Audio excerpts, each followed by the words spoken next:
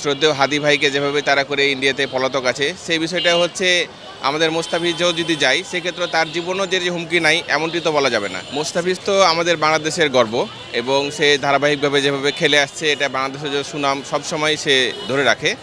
কিন্তু এখন বর্তমান সময়ে যেভাবে তারা ইন্ডিয়া আমাদের মোস্তাফিজুর রহমানকে বয়কট করেছে সেটা আসলেই কাম্য নয় এবং পরবর্তীতে আমরাও চাই যে ইন্ডিয়ান যত চ্যানেল আছে বাংলাদেশে সম্প্রচার না হোক এবং আমরা এটার বিরুদ্ধে যেতে চাই এবং পরবর্তীতে যে কোনো দেশের প্লেয়ার হিসেবে বাংলাদেশের প্লেয়ার হিসেবে তারা যেন আর না যায় সেই দৃষ্টিতে আমরা খেয়াল রাখা উচিত। এবং বিশ্বকাপ আছে সেক্ষেত্রে আমরা চাই যে বিশ্বকাপে তারা যেন অংশগ্রহণ না করুক।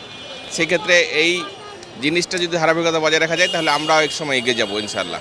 হ্যাঁ, অবশ্যই নিরাপত্তার সংখ্যা থাকে, কারণ হচ্ছে যে এমনিতে এই ইভেন্ট আপনারা জানেন আমাদের হচ্ছে শ্রদ্ধেয় হাদি ভাইকে যেভাবে তারা করে ইন্ডিয়াতে পলাতক আছে, সেই বিষয়টা হচ্ছে আমাদের মোস্তাফিজও যদি যায় সেক্ষেত্রে তার জীবনও যে হুমকি নাই এমনটি তো বলা যাবে না।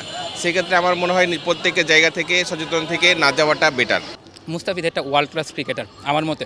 তো দেখেন আপনি 101 নম্বর সিরিয়ালে নিলাম থেকে একটা প্লেয়ারকে নিয়ে এরকম টানাটানি হয়েছে, 9 কোটি পর্যন্ত গেছে। যদি চেন্নাইয়ের আরও অর্থের পরিমাণ বেশি থাকতো তাহলে দেখা যেত যে 11-12 পর্যন্ত যাইতো নিলামে অর্থ।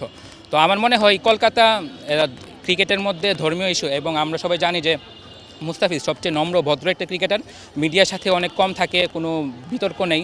এরকম একটা প্লেয়ারকে যদি কলকাতা রিলিজ করে দিচ্ছে অলরেডি, এটা কলকাতার লস যে বিসিবি যাতে চিন্তা ভাবনা করে এটা নিয়ে পাকিস্তানের মতো, কারণ স্টেডিয়ামে খারাপ কিছু হতে পারে, বাইরেও হামলা টামলা কিছু হতে পারে।